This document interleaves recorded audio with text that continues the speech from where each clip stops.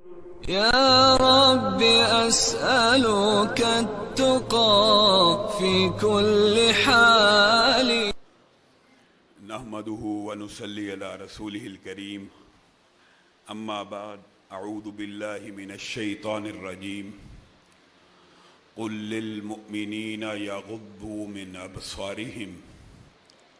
معزز سامعین گرامی قدر، آج مجھے جو موضوع دیا گیا ہے، قبل اس کے کہ آپ وہ موضوع سمجھیں، اس کا دباچہ اور مقدمہ سمجھنا بہت زیادہ ضروری ہے۔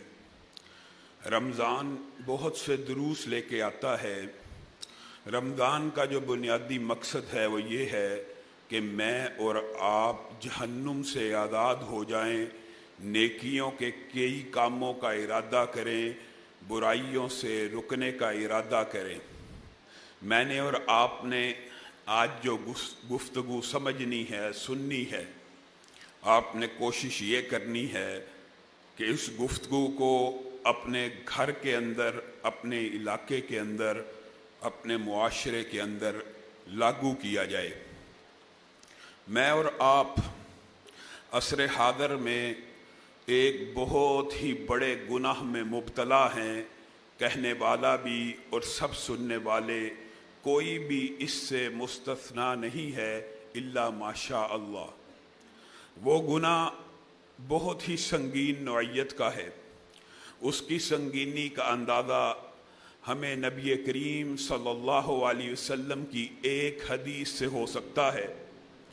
حضرت ثوبان بیان کرتے ہیں کہ نبی محترم صلی اللہ علیہ وآلہ وسلم نے فرمایا، کل قیامت کے دن بہت سے لوگ نیکیوں کے پہاڑ لے کر آئیں گے، نیکیوں کے پہاڑ لے کر آئیں گے، اور وہ نیکیاں کئی مرتبہ تہامہ پہاڑوں سے بھی زیادہ بڑی ہوں گی۔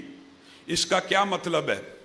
اس کا مطلب یہ ہے وہ نمازی ہوں گے، وہ ذکر کرنے والے ہوں گے، وہ روزوں کو ادا کرنے والے ہوں گے، اللہ کے حقوق کو ادا کر کر کے نیکیوں کا ایک انبوہ کثیر، ایک پہاڑ جتنی بڑی تعداد کے اندر ان کی نیکیوں کے دفاتر ہوں گے۔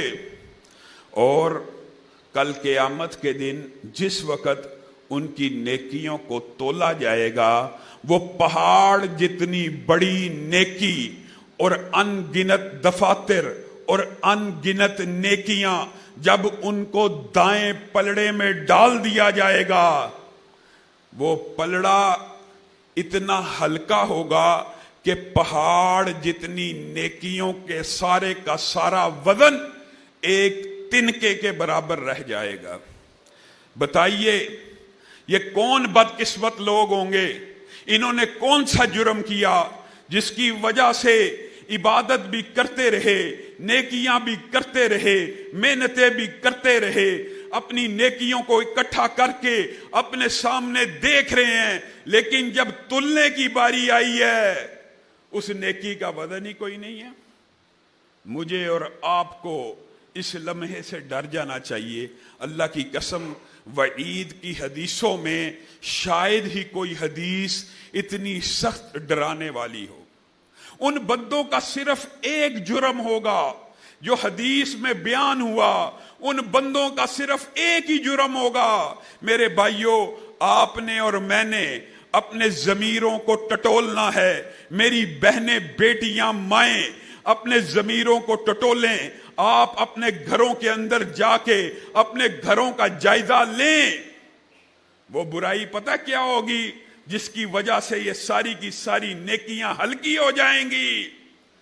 یہ ایسے اللہ کے بندے ہوں گے، جب 2 آدمی تھے ان کے سامنے اللہ سے ڈر رہے ہیں، 3 آدمی تھے نیک ہیں، 4 آدمی ہوئے مسجد میں ہیں، 5 آدمی ہوئے وعظ و نصیحت کر رہے ہیں، 6 آدمی ہوئے جماعت میں ہیں، 7 آدمی ہوئے امر بالمعروف و نہی عن المنکر کا فریضہ سر انجام دے رہے ہیں۔ کیا مطلب؟ ان کی ریپوٹیشن بھی معاشرے کے اندر نیک لوگوں کی ہے، اور وہ ظاہر میں بھی نیک ہی ہیں، لوگوں کے سامنے صرف نیکی ہی کا کام کرتے ہیں، نیکی ہی کی تبلیغ کرتے ہیں، لیکن ان کے اندر ایک عیب ہے۔ وہ عیب کیا ہے؟ جب یہ تنہا ہوتے ہیں، جب یہ اکیلے ہوتے ہیں، جب یہ اپنی تنہائی میں ہوتے ہیں، تو اللہ کی حرام کردہ حدود کو پامال کرنے میں دیر نہیں لگاتے۔ کیا مطلب؟ اکیلے تھے، سارا دن نمازیں بھی پڑھی، 5 وقت نماز بھی پڑھی، روزہ بھی رکھا، لوگوں کے سامنے عبادت اور نیکی کے کام بھی کیے، گھر داخل ہوئے، کمرے میں بیٹھے، بیوی بچے سو گئے یا ان کو کمرے سے باہر نکالا ہوا ہے، ہاتھ میں موبائل پکڑا ہوا ہے اور موبائل کھولا، غیر محرم عورت کا چہرہ سامنے آ گیا ہے۔ اب اصول یہ تھا کہ اس چہرے کو حذف کر دیا جاتا، موبائل کو بند کر دیا جاتا، بدبخت موبائل کو توڑ دیتا۔ جس طرح لوگوں میں اللہ کے سامنے ڈرتا ہے، تنہائی کے اندر ڈرامے دیکھ رہا ہے، تنہائی کے اندر عورتوں کے چہرے دیکھ رہا ہے، تنہائی کے اندر عورتوں کے گانے سن رہا ہے، تنہائی کے اندر فحاشی اور عریانی کے پروگرام دیکھ رہا ہے۔ ایسے بندے کی نیکیاں اللہ کو چاہیے ہی نہیں، جو بندوں میں تو اللہ سے ڈرتا ہو لیکن جب تنہا ہو، جس رب کی حیا کرنی ہے، جس کے لیے نیکیاں کرنی ہیں، جب وہ اور یہ بندہ اکیلا ہو جائے تو اس کی حدود کو پامال کر دے۔ کہنے والے، سننے والے، مرد ہوں چاہے عورتیں ہوں، ہماری بہنیں بیٹیاں بھی ذرا اس بات کے اوپر غور کریں۔ معاشرے کے اندر بہت ہی غلط فلسفے پروموٹ کر چکے ہیں میرے بھائیوں۔ نبی کریم صلی اللہ علیہ وسلم کی بعض احادیث سندن اگرچہ کمزور بھی ہوں، لیکن مفہوماً دیگر روایات ان کو تقویت اس قدر پہنچاتی ہیں۔ روایات کو چھوڑیے، یہ اتنا اہم باب ہے کہ اللہ رب العزت کلام حمید کے اندر جب کوئی حکم نازل کرتے ہیں، اس میں کیا کہتے ہیں؟ یا ایھا الذین آمنو، اے ایمان والو۔ اس ایمان والوں کے اندر کیا عورت شامل ہوتی ہے کہ نہیں ہوتی؟ ہوتی ہے۔ مرد شامل ہوتے ہیں کہ نہیں ہوتے؟ ہوتے ہیں۔ ایک ہی حکم جاری کرنا ہو، ایمان والوں کی حکم جاری کرنا ہو، یا ایھا الناس، یا ایھا الذین آمنو، کافی ہوتا ہے۔ لیکن کچھ احکامات اتنے ضروری ہوتے ہیں جن کو اللہ رب العزت الگ الگ مومن مردوں کو بلا کر مومن عورتوں کو مخاطب کر کے سمجھانا چاہتے ہیں۔ ان میں سے ایک حکم یہ بھی ہے، قُل لِّلْمُؤْمِنِينَ يَغُضُّوا مِنْ أَبْصَارِهِمْ۔ بتائیے یہ حدیث ہے؟ یہ قرآن کی آیت ہے۔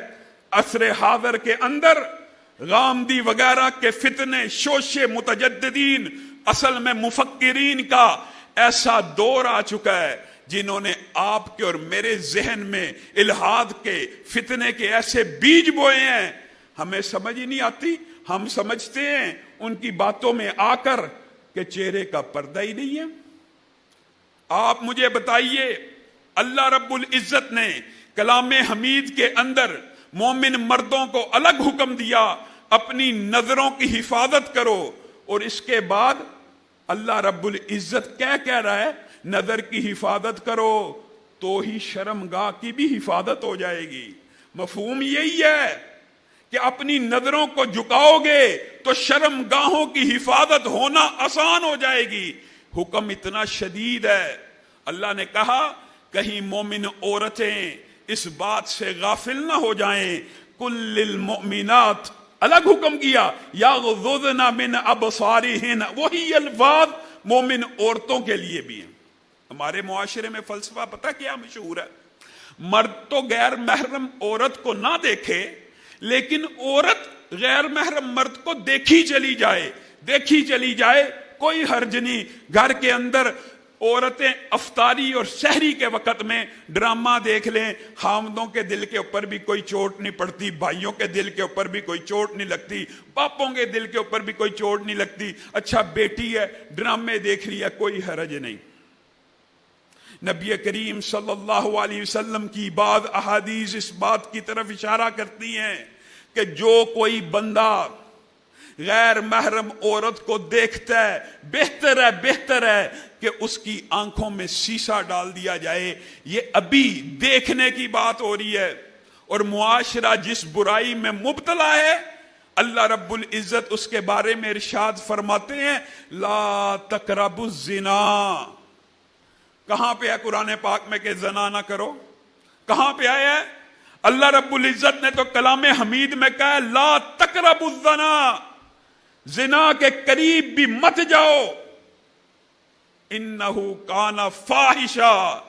اور یہ امت محمدیہ کے اوپر صرف حرام نہیں ہے، یہ کانا، یہ شروع ہی سے جس دن سے آدم پیدا ہوئے اس دن سے ہی اللہ تعالیٰ نے اس کو حرام قرار دیا اور برا رستہ قرار دیا۔ لا تقربوا الزنا، زنا کے قریب نہیں جانا۔ کہاں پہ لکھا ہے زنا نہیں کرنا؟ زنا کے قریب نہیں جانے سے مراد پتہ کیا ہے؟ غیر محرم کو نہیں دیکھنا، موسیقی نہیں سننی، اس سے گفتگو نہیں کرنی، اس سے دوستی نہیں بڑھانی، اس سے پینگے نہیں بڑھانی، اس سے مصافحہ اور اس کو ہاتھ نہیں لگانا۔ زنا کا جو جرم ہے وہ تو اتنا شدید ہے، وہ ایک لمبا موضوع ہے۔ زنا کا جرم کس قدر خوفناک ہے اور اس کے عذاب کتنے شدید ہیں یہ ایک الگ موضوع ہے۔ اللہ رب العزت تو اس کے مقدمات سے، اس کے دباچے سے بچنے کا حکم دے رہا ہے۔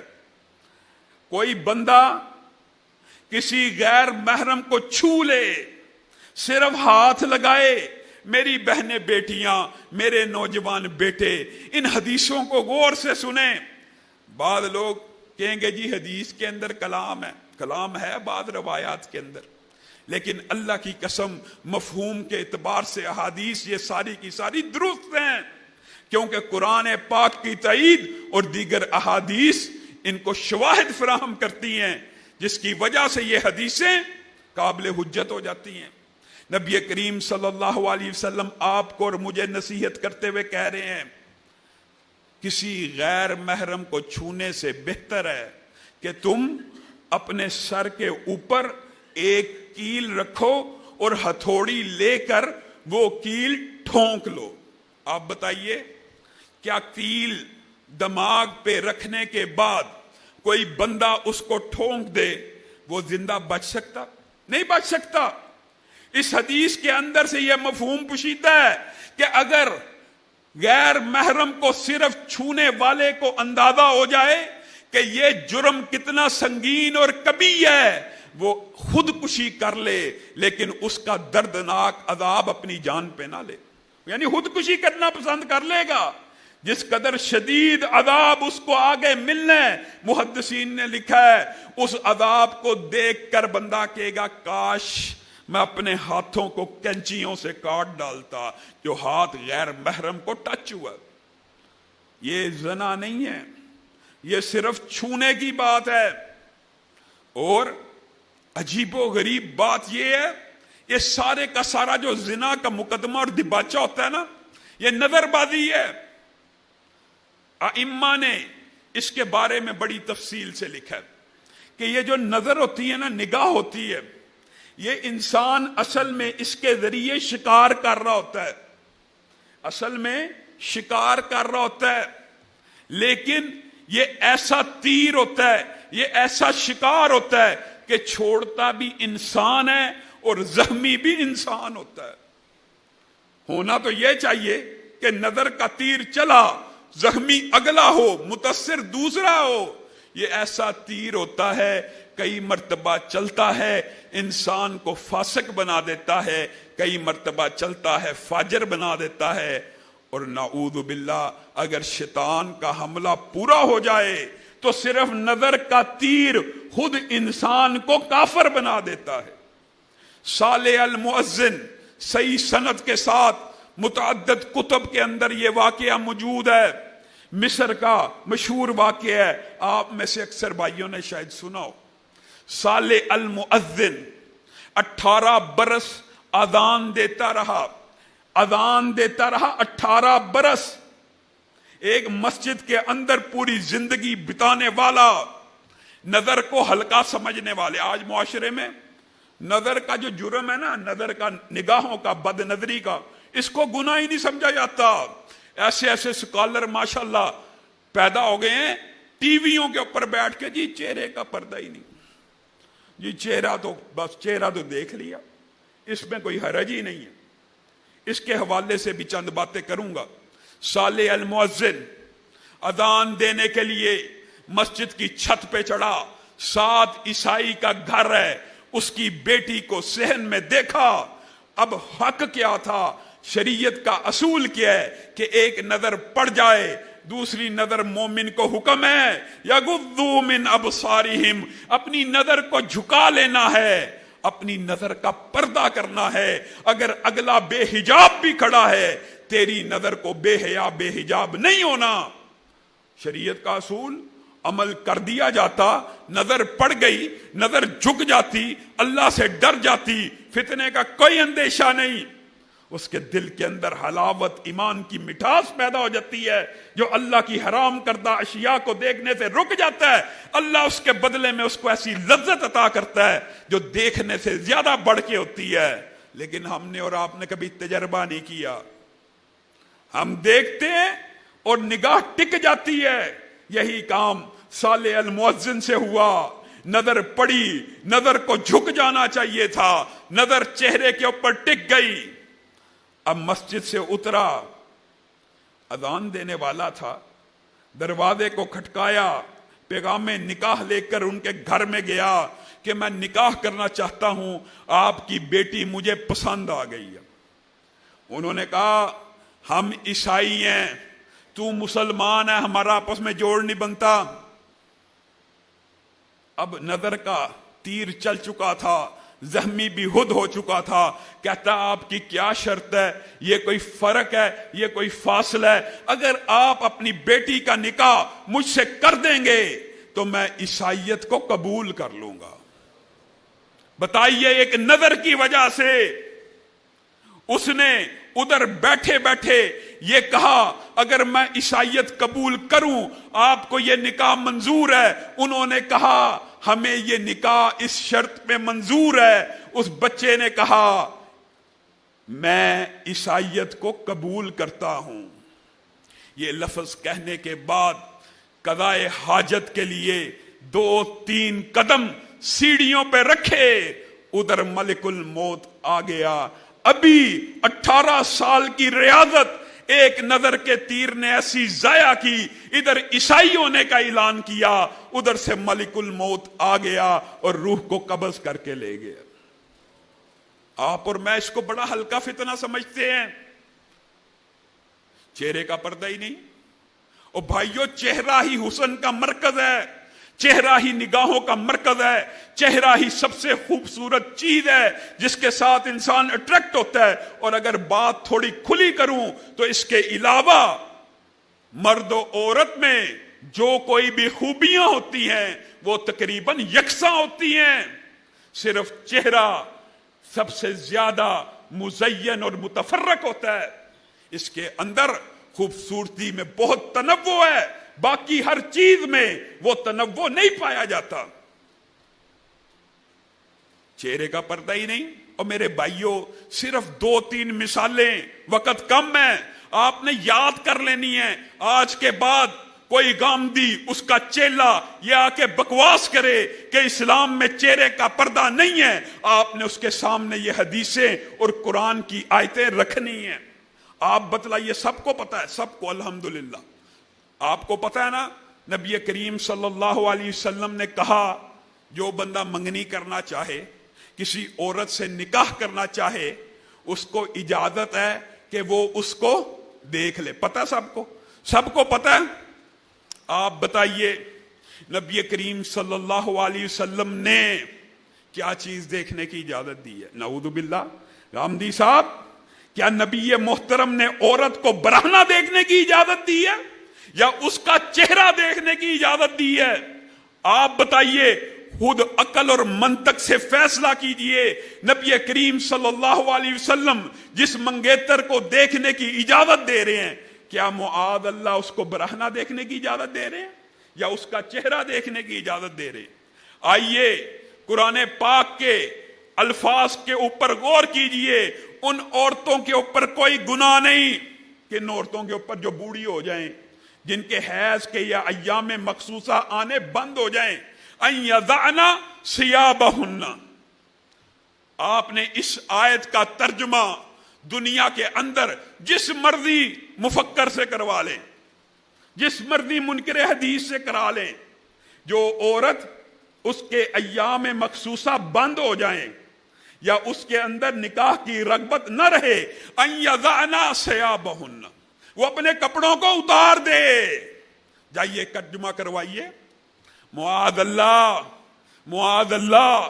کیا اللہ رب العزت کلام حمید میں بوڑھی عورت کو یہ حکم دے رہا ہے کہ وہ اپنے جسم کے کپڑے اتار دے یا اپنے چہرے کو ننگا کر دے؟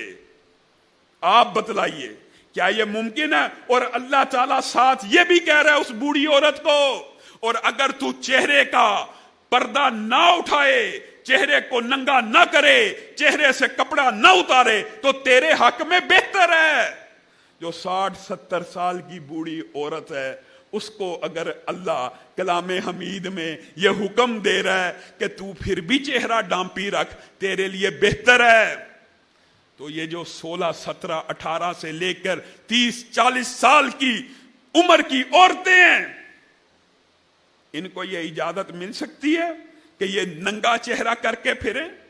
آپ بتلائیے. نبی محترم صلی اللہ علیہ وسلم کی احادیث کتنی واضح ہیں, قرآن کی آیات بھی بے شمار ہیں. یہ ایک بڑا طویل اور لمبا موضوع ہے. قل لازواجک وبناتک ونساء المؤمنین, جب ان کو کہا جاتا ہے نا کہ یہ جی پردہ چہرے کا بھی ہونا چاہیے, یہ تو انبیاء کی بیویوں کی خصوصیت ہے, نعوذ باللہ. یہ تو نبی کریم کی بیویوں کے بارے میں آیتیں ہیں.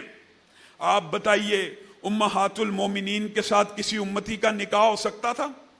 اگر ابدی محارم جن کے ساتھ نبی محترم کے چلے جانے کے بعد بھی امتیوں کا نکاح حرام ہے, جن کو قرآن آپ کی اور میری مائیں کہہ رہا ہے, ان کے ساتھ نکاح ہو سکتا ہے؟ نکاح نہیں ہو سکتا. اگر ان کو چہرے کے پردے کا حکم ہے تو عام مومن عورت کو چہرے کے پردے کا حکم کیوں نہیں ہے؟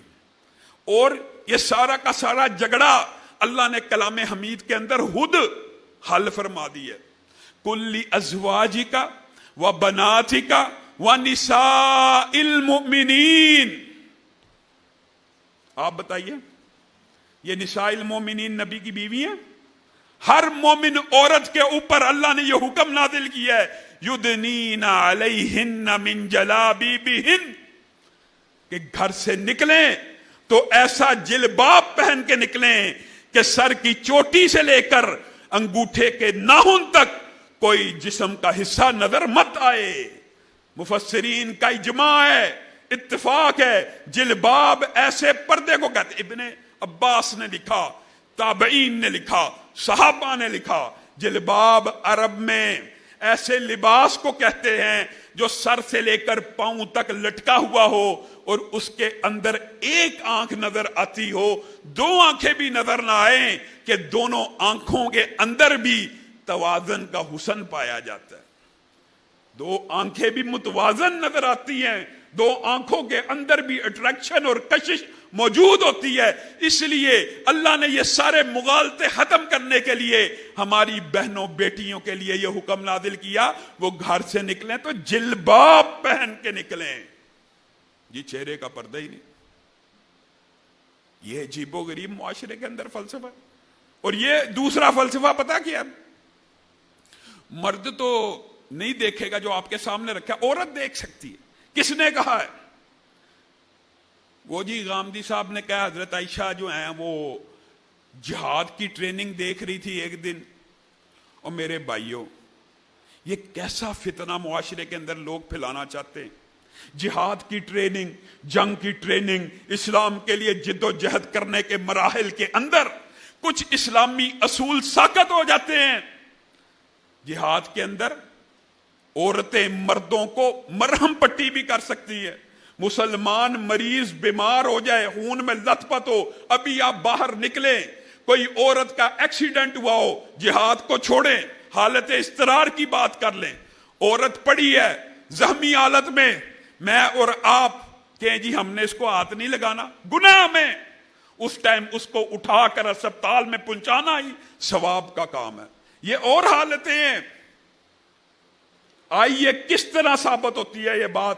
نبی کریم صلی اللہ علیہ وسلم کے گھر ایک نبینا صحابی آئے، حضرت عائشہ نے کچھ بے احتیاطی کی، معاذ اللہ، بے احتیاطی سے مراد یہ نہیں آج کل کی عورتوں والی، اپنے چہرے کا کچھ حصہ ننگا رکھا کہ یہ تو نابینا ہے، یہ مجھے کون سا دیکھ سکتا ہے۔ سارے کے سارے جھگڑوں کا حل اس ایک حدیث میں بھی موجود ہے۔ نبی کریم صلی اللہ علیہ وسلم نے اس بات کو ناپسند کیا اور کہا عائشہ اندر چلی جاؤ۔ کہا آقا ایک تو بزرگ ہے، دوسرا نبینا ہے، یہ مجھے دیکھ نہیں سکتا۔ نبی کریم صلی اللہ علیہ وسلم نے کہا کیا ہوا؟ وہ تجھے نہیں دیکھ سکتا لیکن تو اس کو دیکھ سکتی ہے۔ بتائیے ایک بزرگ انسان، امہات المومنین، ان کے بارے میں اگر اللہ کے اپنی آواز کو اس طرح لوچدار نہیں بنانا، جس عورت کی آواز کا بھی اس حد تک پردہ ہے کہ جب اس کے انداز کے اندر لوچ پیدا ہو جائے تو اس آواز کا بھی پردہ ہے۔ یہ کہتے ہیں عورت گاتی بھی رہے، نعوذ باللہ، اور الزام بڑی تلخ بات ہے۔ اپنی بات کو سچ ثابت کرنے کے لیے نا ایسے بے ضمیر لوگ ہیں، نبی محترم صلی اللہ علیہ وسلم کی ذات کے اوپر الزام دھر دیتے ہیں کہ نبی محترم نے کسی بالغہ عورت سے گانے سنے تھے، نعوذ باللہ۔ یہ ایسے بے ضمیر لوگ ہیں۔ لوچ